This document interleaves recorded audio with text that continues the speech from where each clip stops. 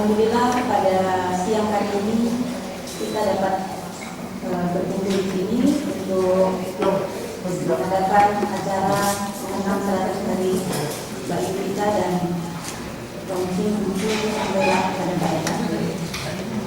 Selanjutnya, sambutan selamat datang akan disampaikan oleh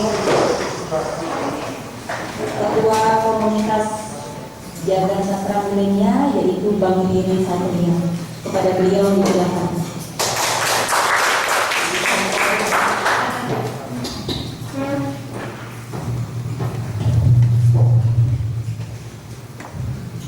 Assalamualaikum warahmatullahi wabarakatuh. Selamat siang Bapak Ibu, sahabat semua.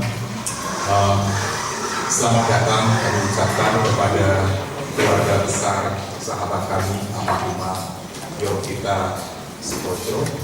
Di sini bergabung keluarga besar. Kemudian selamat datang juga kepada sahabat-sahabat para penyair. Di sini saya bisa menyebut ada kita kehormatan kehadiran para penyanyi dari Indonesia senior. Ada Bang Mutia Effendi, Mas Kev, terima kasih untuk kehadirannya.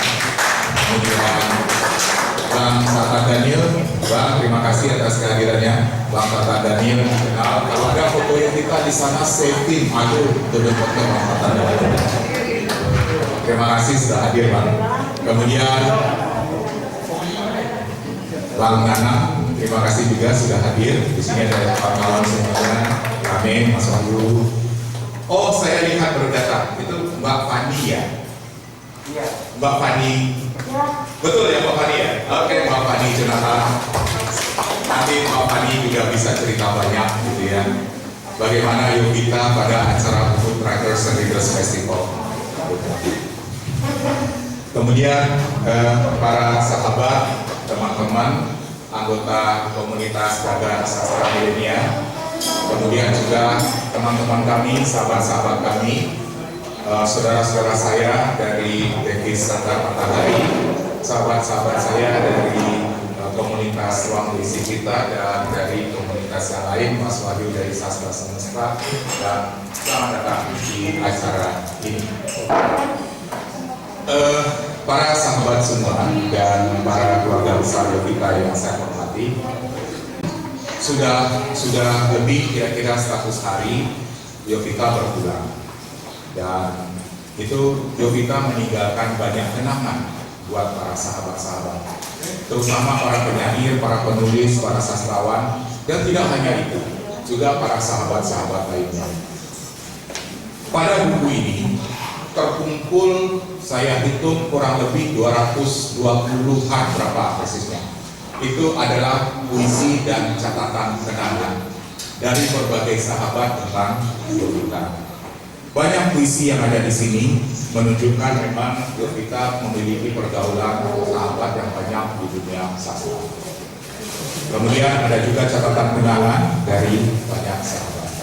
Sebagian dari sahabat Yovita nanti akan diminta untuk memberikan semacam testimoni bagaimana Yovita sehari-hari di masa hidupnya dan kiprahnya di dalam dunia sastra. Kalau kita lihat, Bapak dan Ibu, sahabat semua, ini adalah banyak banner di sana. Banner ini sebetulnya menggambarkan milestone atau jejak-jejak dari kiprah Yovita di dunia sastra. Yang menarik adalah buat sahabat-sahabat dunia sastra, kiprah Yovita ini udah jamak, udah dikenal. Tetapi saya yakin buat keluarga besar ada yang terkaget-kaget, kiprahnya sudah sedemikian jauh rupanya. Sesuatu yang mungkin tidak terdeteksi oleh sebagian gitu ya. Tapi buat kami kita sudah tahu kiprah ini sebetulnya. Nah, acara pada hari ini adalah juga pertama kita akan mengenang almarhumah dari buku ini. Dan kemudian juga meluncurkan buku puisi almarhumah yang terakhir. Boleh dikata ini adalah buku puisi yang ketiga. Buku puisi beliau yang pertama adalah Pengantin Puisi, terbit pada tahun 2019.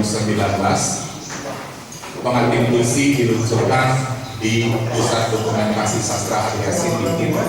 Kemudian juga buku yang kedua, Opera Uji Purnama, tahun 2020 awal. Kemudian ini adalah buku yang terakhir.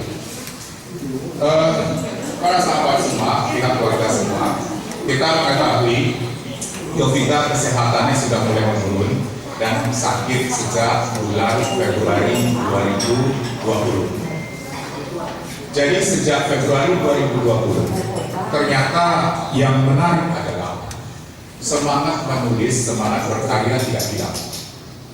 Saya mencatat, waktu saya mencoba dan kawan-kawan mengumpulkan semua puisi Yovita sejak dia sakit awal 2020 sampai puisinya yang terakhir 7 jam sebelum meninggal dunia, itu ada hampir 200. Jadi di kala sakit dia itu tidak menyerah untuk menulis. Tetapi setelah kita analisis, kita evaluasi, kita kurasi, termasuk melibatkan beberapa sahabat, maka yang dimuat sekitar 100-an. Cerita saya tuliskan di kata pengantar. Udah, jika nanti seandainya ada apa-apa denganku, tolong udah selesaikan buku puisiku yang terakhir ini.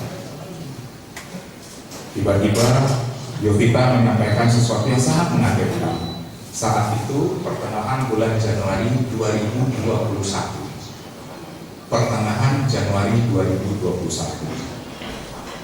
Dia ngomong gitu, kemudian saya bilang, ngomong apa sih kamu? Ayo kita fokus saja menyelesaikan puisi ini. Kami saat itu lagi mensortir puisi-puisinya Yovita, mana yang akan diterbitkan dalam buku ini sebetulnya. Jadi lagi mensortir sebetulnya.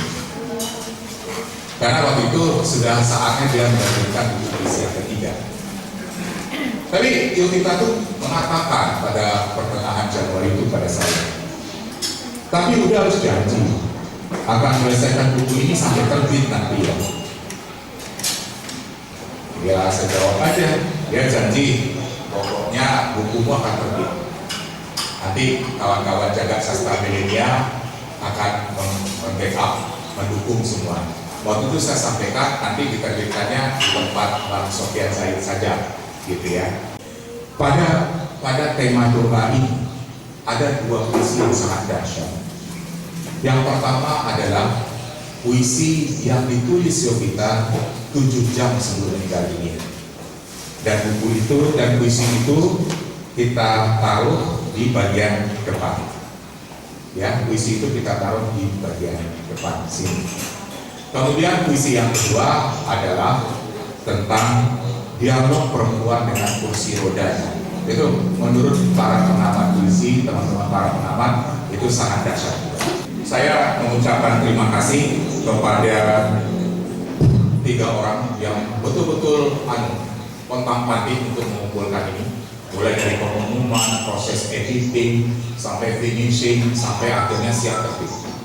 Yang pertama, ini para editornya, Mbak Nunung Nurdenil, mohon berdiri Mbak Nunung. Mbak Nunung adalah project manager dari penerbitan buku ini.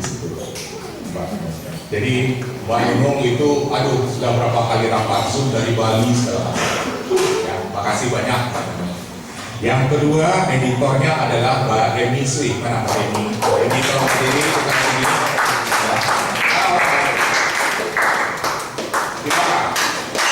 Ada di belakang. Ini ada di sana. Ini melakukan editing cukup banyak kepada puisi, kemudian ejaan. Ternyata kata Emi, Bang Riri, para penyanyi juga banyak ejaannya belum diperbaiki. Kemudian Emi dan Kota Pati melakukan perbaikan. Kemudian juga ada Risa, mana Risa Surya? Risa yang biasa dipakai oleh Risa, kita kasih tahu. Nah, Risa banyak melakukan editing terhadap catatan kenangan, essay kenangan gitu ya. Dan ternyata juga termasuk bisa ya kita melakukan editing terhadap ejaan gitu ya dan segala macam. Begitulah Bapak dan Ibu, terima kasih Mbak Nunung, Eni, Risa. Mereka bekerja dalam jadwal yang ketat di sela-sela kesibukan sehari-hari. Akhirnya buku ini selesai. Dan kemudian finalisasi terakhir ada di Syekh Sofyan Zaid. Sofyan Zaid tidak bisa hadir hari ini, mungkin masih di luar kota, dan akhirnya buku ini diterbitkan. Kemudian yang menarik lagi adalah kontributor dari buku ini. Kontributor dari buku ini tadinya kami perkirakan ada sekitar 100-an. Kemudian setelah kita terima, ternyata email membengkak, gitu ya Mbak Nunung ya, emailnya banyak. Kemudian rupanya memang setelah email itu kami sortir, masih banyak rupanya sahabat penyair yang masih gagal pakai email. Kemudian mengirimkan langsung kepada para editor. Jadi para editor, Mbak Nunung, Mbak Risa, Mbak Emi, juga kotak-mati juga akhirnya. Gitu ya, akhirnya alhamdulillah semuanya jadi di sini.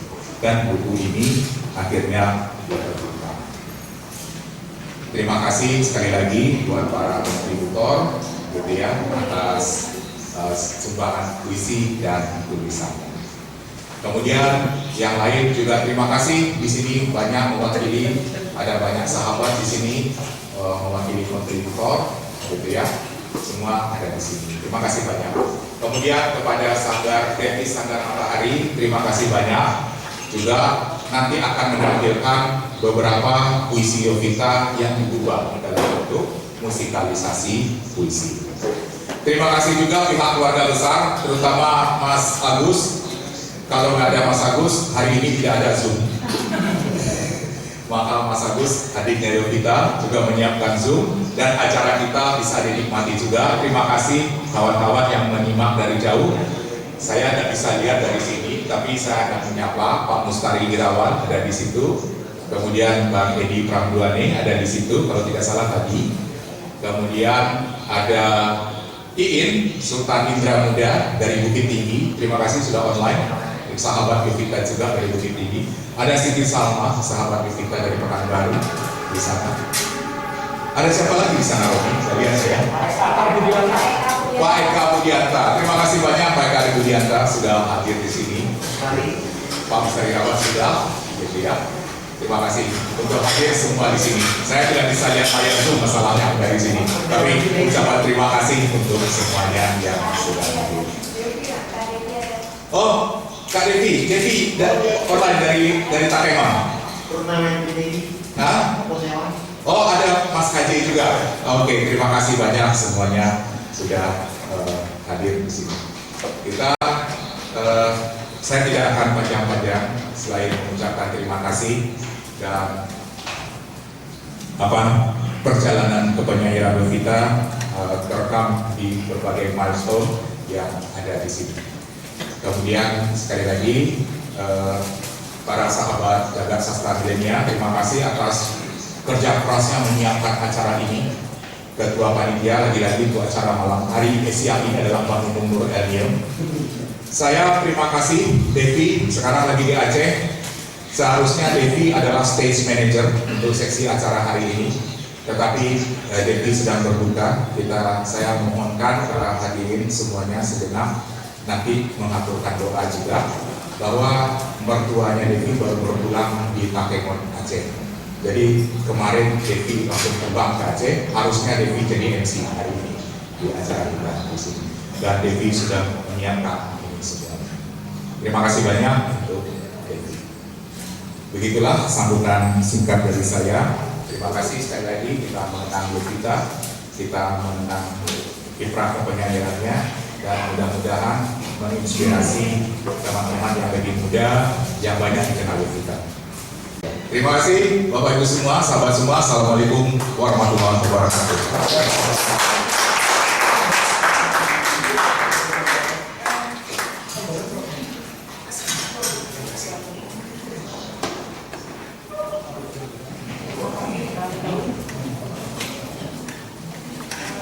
Acara selanjutnya yaitu pemutaran video kenangan bagi kita semua.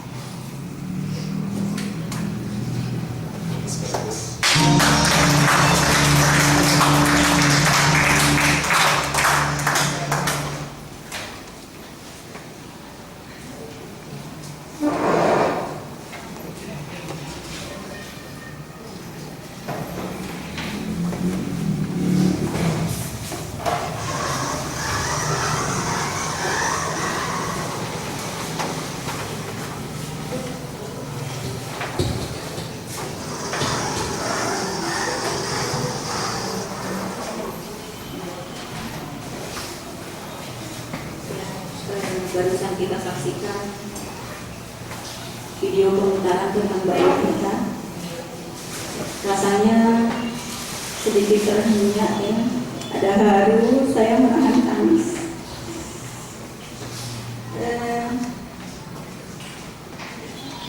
Ada rindu yang tidak tersampaikan di sana. Ya, mudah-mudahan Mbak Yovita di sana menikmati indahnya surga. Kuhitung detik-detik hilang dari bilangan. Kujelaskan pada dialog hati yang tak terjawab. Jiwa kerontang haus belia. Oleh Davis Sanggar Matahari. Kepadanya silakan.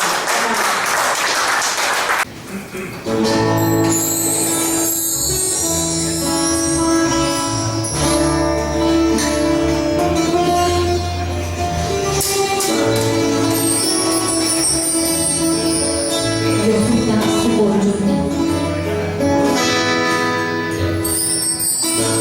jawab perempuan dan kursi roda.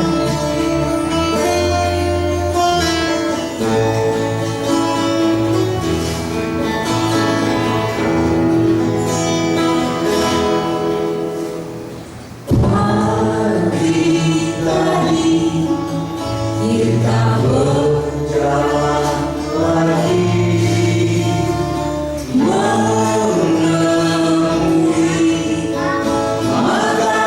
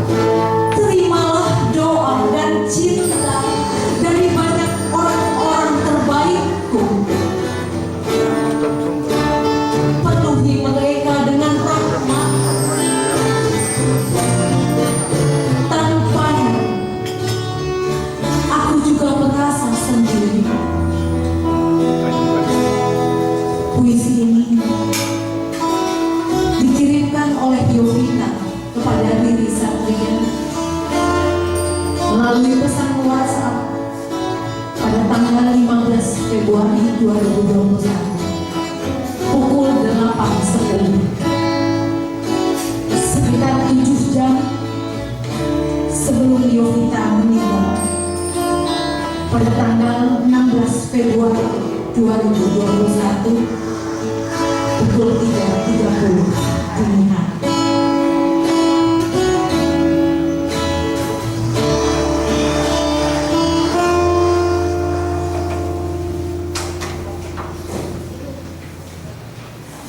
Tenang dan damailah Kak Yu.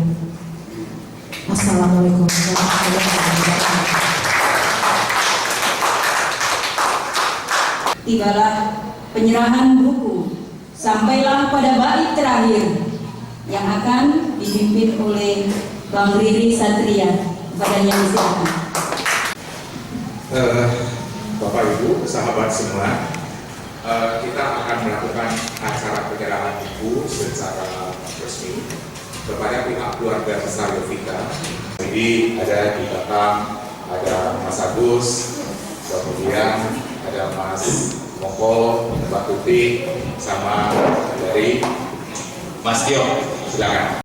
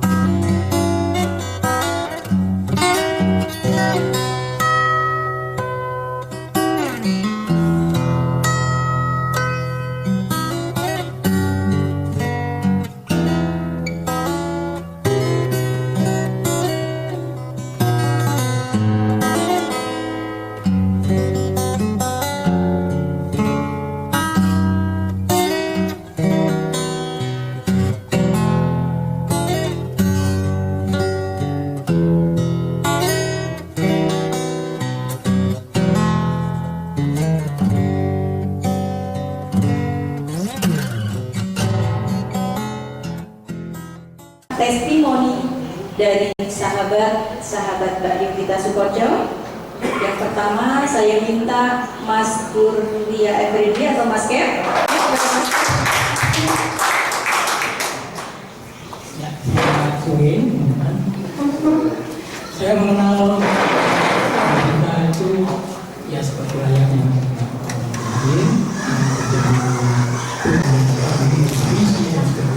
sampai suatu saat seorang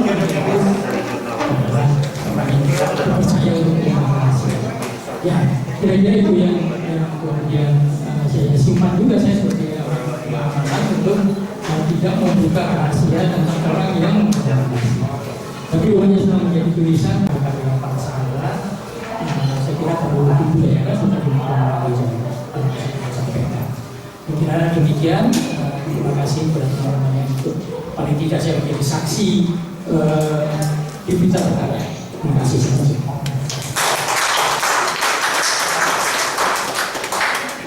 Testimoni selanjutnya saya minta kepada Mbak Fani Jonathan. Kepadanya disilakan. Saya barusan, saya ingin menangis kalau teringat pada Yovita. Lalu saya bikin visi untuk dia, langsung ini saya upload di Facebook. Sebagai pengantar mungkin saya 10 tahun mengenal Yovita. Waktu dia lebaran saya ke rumahnya, kita sesama komorbid diabetes. Saya merasa dia terlalu cepat pergi dari bumi ini.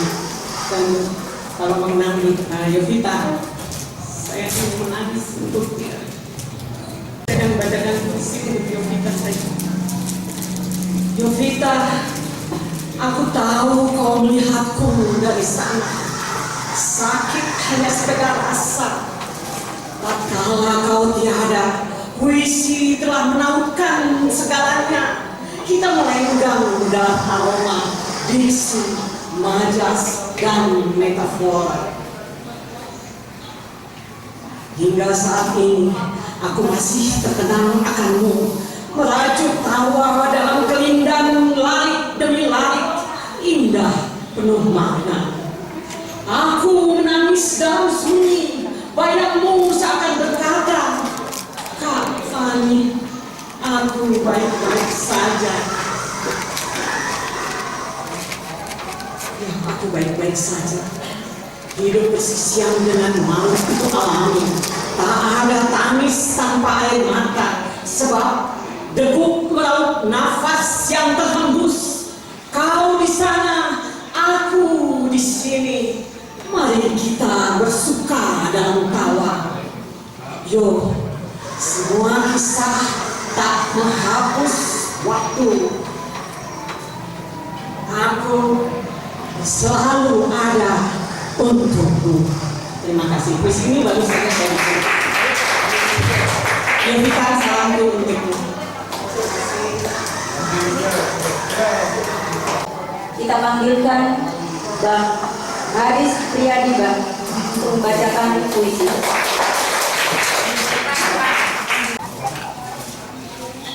Ada beberapa sisi yang luar biasa dari Yovita.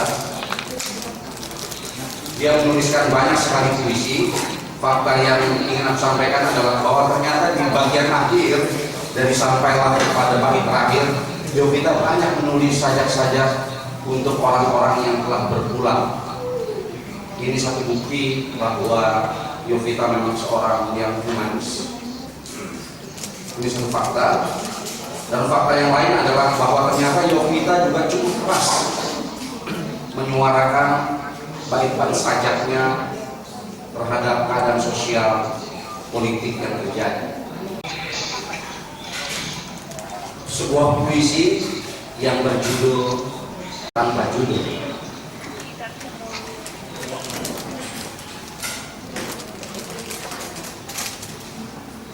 Kusyukuri matahari yang terbit di pagi hari ini, sampai kembali diasuh malam. Sujud syukur dari ruang pekat ini. Izinkan aku berjalan dan menemui cahayamu lagi. Tuntunlah hamba. Terima kasih untuk hadiah berkah-Mu, ya Allah. Terimalah doa dan cinta dari banyak orang-orang terbaik-Mu. Penuhi mereka dengan rahmat-Mu. Tanpanya, aku juga merasa sendiri. Sebuah puisi yang ditulis 7 jam sebelum keberpulangan almarhum. Puisi yang kedua, paket awal tahun untuk Jakarta. Koko dan Cece mulai panik. Belum lagi menjelang tahun baru Imlek, musim hujan baru saja bertandang, menghadang di perempatan jalan.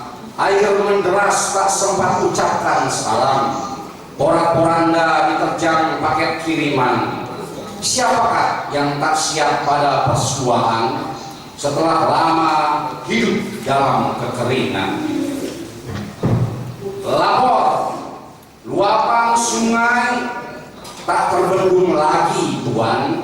Tak serta-merta hujan terserap tanah. Gorong-gorong urung dijadikan pompa. Tanah sodekan mangkrak percuma. Banjir itu gejala alam dan sunatullah. Tunggu lautnya surut mengerucut. Syukuri anugerah tak perlucut. Pemimpin kita tak pernah takut kecuali pikirannya tersangkut. Mari bersenang-senang, kita bisa berenang-renang, bermain perahu karet amat manis. Nasi bungkus boleh dapat gratis. Nikmat mana lagi yang kau sangsikan? Wahai warga milenial metropolitan Yovita,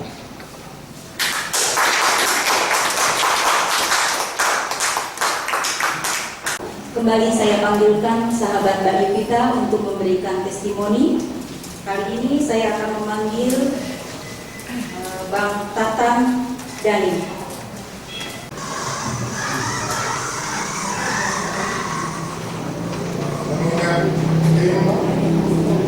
Suatu hari kelak kita akan mengingat seorang Yovita. Mengingat Yovita pada hari ini, saya mengingat nama Ismail Marzuki kemarin, hari ini, dan datang. Yovita pada sebuah hari yang panas di tengah tekanan situasi hadir di posko setting pada sebuah siang yang gemuruh persiapan silent action di trotoar ini begitu. Begitulah seorang Yovita di mata saya adalah seorang perempuan penyair yang militan, seorang pembaca puisi yang militan, yang seperti kata Octavio Paz, bahwa puisi itu harus dibacakan di mana saja, di bawah pohon, di dalam kamar, di jalanan, di pasar. Beliau menjadi catatan bagi Forum Seniman Peduli Tim, bagi sejarah setting, salah seorang Sri Kandi, perempuan penyair yang berani menyatakan dirinya membela sebuah rumah yang tengah digerus oleh pikiran kapitalistik yang berbahaya. Itulah makanya di poster yang di depan sana kita bisa melihat dia mengusung pernyataan yang tentu saya pikir sepanjang waktu itu akan menjadi pernyataan kita bersama, bahwa rumah kesenian, ruang kesenian itu adalah investasi imaterial. Tidak bisa dijual, tidak bisa dikomersialkan, dan dia harus dibiayai oleh negara. Tidak bisa dihitung berapa nilainya karena dia imaterial. Dan hari ini Forum Seniman Peduli Tim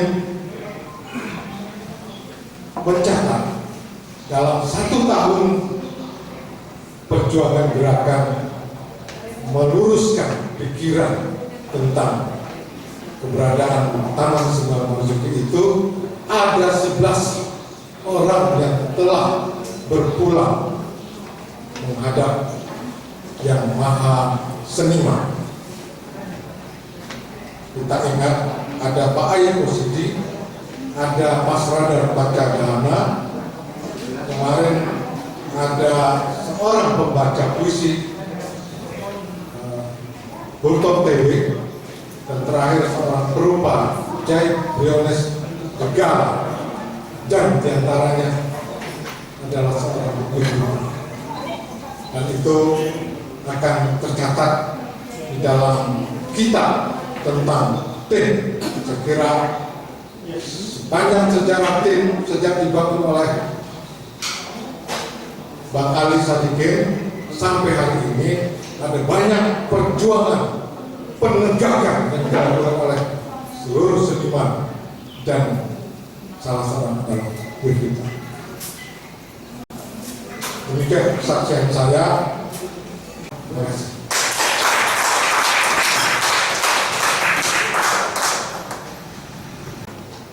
Teman, sahabat, sebantal, sekasur, Kak Yovita Sukoco, emak kami bersama di komunitas Jagat Sastra Milenial, yaitu Mbak Nunung Nurjani, untuk memberikan kesaksian kepada kami.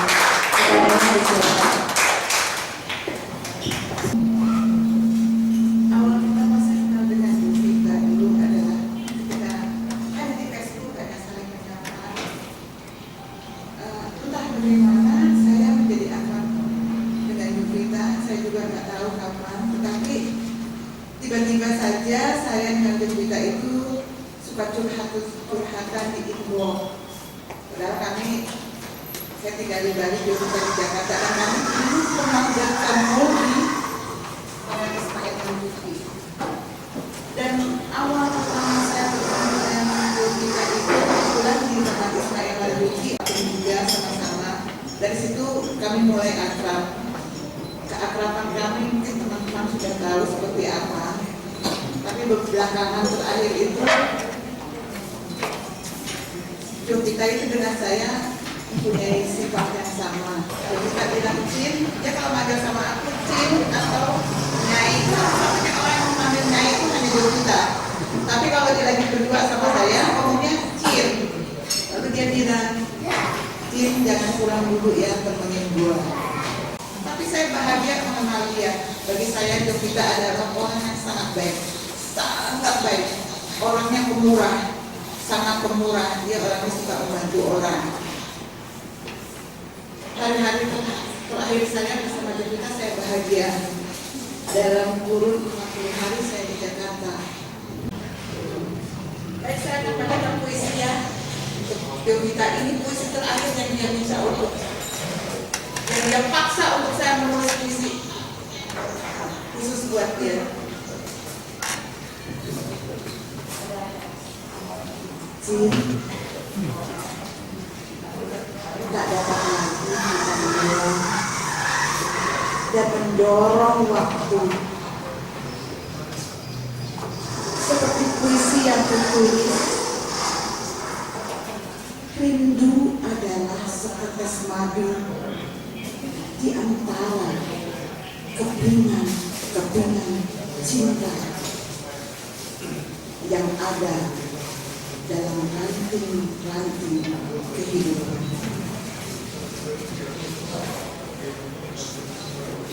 Kita pun berada antara rasa tangis dan tawa yang mengabur di kata jendela, tapi mengalir ke seluruh detik-detik kita. Jika sesungguhnya kita ini adalah satu hati, Cin. Hamburkanlah dirimu ke dadaku.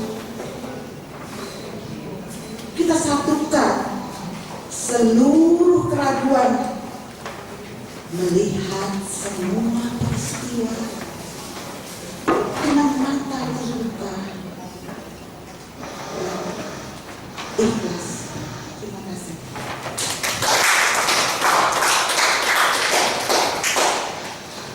Terima kasih Mbak Nunu. Tak sempurna bila hari ini sahabat dekat bagi kita supporter tidak membacakan puisi di tengah-tengah kita. Kita panggilkan Bang Diri Satria. Bapak Ibu, sahabat semua, kalau mengenal Jovita itu banyak cerita lucu, cerita sedih, cerita goib. Saya mau cerita beberapa saja. Kalau jalan sama Jovita itu di jalan, tiba-tiba nggak ada apa-apa di tempat yang sepi, tiba-tiba dia bilang Assalamualaikum, punten. Saya langsung begini, apaan itu? Dan paling sering pengalaman itu terjadi di Bali. Bapak dan Ibu, saya mau cerita dulu. Karena puisi yang saya baca berikutnya terkait dengan itu. Jadi waktu di Bali, saya dan teman-teman, ada Romi waktu itu, ada siapa? Kami, Romi kalau nggak salah, kita mengunjungi Istana Raja Ubud kalau tidak salah ya. Kita mengunjungi Istana Raja Ubud. Karena waktu itu habis acara Ubud Rakyat sudah festival, sore-sore itu kita istirahat. Yuk kita main ke Istana Raja Ubud. Tidak jauh dari lokasi Ubud Rakyat sudah festival. Tiba-tiba Jovita berteriak. Kami masuk ke dalam Istana Raja Ubud. Dia berteriak, saya tidak bisa tinggal dengan kalian di sini. Saya harus kembali ke Jakarta. Lalu saya langsung kaget. Ada apa ini?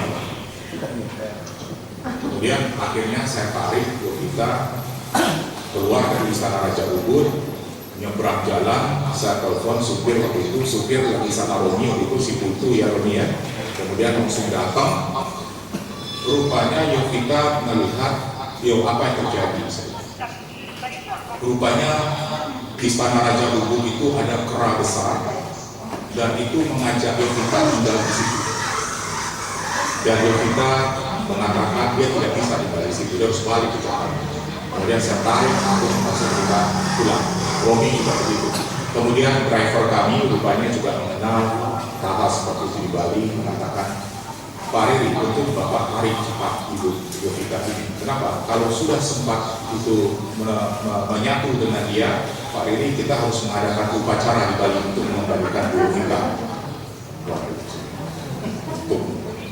Yang kedua, begitu balik ke hotel kami, rombongan nih, ada 15 orang balik ke hotel. Biasanya saya di depan. Kemudian Bang Nunung, itu rame-rame ada kita. Semua sudah masuk di hotel, semua sudah hadir di hotel, kecuali Yovita tidak ada. Saya langsung panik. Cara tanya Mbak Dini, mana Yovita? Lalu mana Yovita? Lah ada tadi di belakang. Saya lari ke belakang, karena menjelang masuk hotel itu jalan setapak tapi bagus, ada tanah kosong. Saya lihat Yovita ada di tanah kosong itu, bukan terpisah. Saya tarik, yuk, kenapa kamu di sana? Enggak, tadi dia panggil saya, udah kata dia. Kemudian saya diajak ke situ, di sana banyak orang, ajak saya main-main. Nah ini. Yovita udah mulai limbung. Kemudian dia bilang, udah saya harus mencari sungai dan jembatan untuk melepaskan ini. Akhirnya jam setengah 12 malam, saya minta supir waktu itu cari sungai, cari jembatan. Di mana jembatan terdekat? Dapatlah jembatan terdekat, jembatan kecil. Rupanya tidak mempan, cari jembatan lebih besar. Cari jembatan lebih besar, kemudian tiba-tiba di mobil Yovita itu kayak orang goyang gitu, dan habis itu normal. Dan kami kembali ke tempat teman-teman. Banyak hal-hal proyek yang terjadi gitu ya. Itu adalah hal yang paling berkesan juga selama berteman dengan Yovita. Dan yang terjadi yang terakhir, saya menceritakan hal mistik yang terakhir terjadi. Malam itu saya berada di Padang dan adik saya itu sedang berada di ICU. Adik saya yang paling kecil itu sedang berada di ICU. Adik saya paling kecil. Saya lagi berada di Padang. Kemudian karena harus ke ICU, maka mami saya masuk dulu. Kemudian saya sebentar lihat adik saya, mami saya masuk. Jadi saya duduk malam itu sekitar jam setengah 1 malam di lorong rumah sakit tempat ICU di Kota Padang. Saya ngantuk-ngantuk karena adik saya juga dari ICU. Saya berada di lorong itu. Tiba-tiba ada bisikan datang ke saya. Ini kejadian real. Udah, saya pamit dulu. Udah, saya pamit dulu. Saya langsung terkejut. Saya pikir itu adik saya yang tadi dirawat itu. Saya pergi ke ruang ICU, saya lihat mami sama adik, justru adik perbaikan. Udah agak baik gitu ya. Tinggal lantas ini suara siapa? Ya saya pikir ya nggak kebayang. Jam 1 malam, jam 2 malam, saya balik ke hotel di Padang, gitu. Akhirnya saya tidak lama setelah itu saya dapat telepon dari Mas Kampus bahwa kondisi beliau semakin memburuk, kemudian mohon doanya. Setengah jam setelah itu, jam 3:30 dini hari, akhirnya beliau berpulang. Beliau pergi. Saya telepon Mbak Nunung, saya telepon teman-teman. Saya mulai berpikir, suara siapa yang saya dengarkan? Adik saya yang paling kecil itu tidak pernah menyebut dirinya pakai kata-kata aku atau saya. Dia selalu menyebut dirinya Robi. Namanya Robi. Kalau dia ngomong pasti udah Robi pamit dulu. Tapi ini udah aku pamit dulu. Adik saya nomor 3 juga mirip dengan Yovita, punya kemampuan itu. Adik saya telepon saya. Brother, kami biasa ngomong bahasa Inggris. Brother, I feel the real sadness of you. She was coming to say goodbye. Ya teman. Nah, ini puisi yang akan saya baca dari buku ini, halaman 8. Judulnya Kenangan Masa. Kenangan masa. Lelaki bijak itu serupa dirimu. Jejakmu ini sama persis dirinya dulu. Pernah datang bertandang dalam diam, hadir memberi salamnya kepadamu, menitipkan kerinduan dan cinta. Kepadamu kebanggaannya tersirat, kepada kekasih setianya yang terpilih, amanat wasiat tetap terawat. Tepat malam takbir bertalu setahun yang lalu, matamu berkaca-kaca menatapku, tak percaya tapi kuat merasakannya. Nyatanya lelaki itu memaku sukma, kerinduan dua makhluk beda dunia, sebatas lapisan kejaban mata. Mengapa aku ada di antaranya? Lelaki yang sama dulu pernah kujumpa, tenang bagai bayang bujana. Sekali dia menyapa, terbiasa dalam kenangan pada rupa. Wajah dan gaya yang tak lepas beda, dejavu, memutar ulang perjalanan masa. Sejelas yang tengah kusaksikan adanya, bergulir serupa keajaiban. Bukan semata kebetulan, bagiku rahmatan lil alamin. Sayup takbir menggema, menggetarkan semua telinga. Allahu Akbar, Allahu Akbar, Allahu Akbar. La ilaha illallah, wallahu akbar. Jakarta 30 Juli 2020. Waktu itu saya dan Yovita sedang malam Idul Adha, kami lagi ngobrol di sebuah tempat. Dan Yovita tiba-tiba mengatakan, dia melihat bayangan sosok ayah saya mampir ke tempat itu. Dan ayah saya menyampaikan pesan buat saya. Itu melalui Yovita. Dan itu yang dia tulis di sini, kenangan masa. Gitu ya.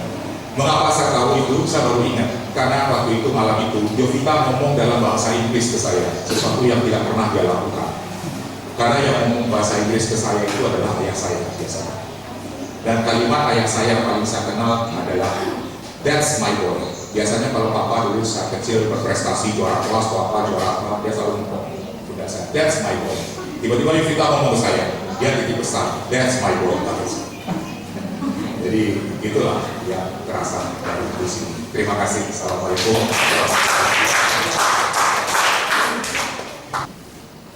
Selanjutnya kita panggilkan persembahan musikalisasi puisi dari Davis Sanggar Matahari. Padanya silakan. Paket awal tahun untuk Jakarta.